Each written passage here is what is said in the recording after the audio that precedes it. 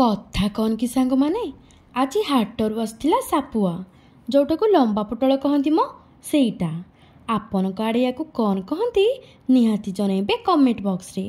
आज चलतु से लंबा पोटल भजाटे करवा। सत कहूँ सांग माने छतु भजा भी फिका लगे या आगे।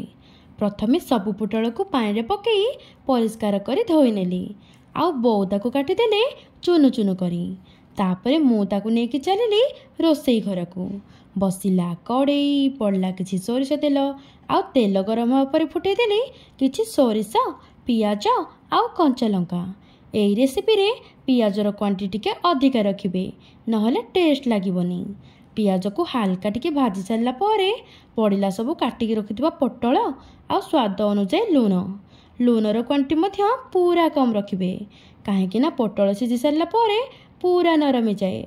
एबे ताकू ओल्टेई पलटेई सल्टेई घोड़नी घोड़े देबा सिझिबापाई।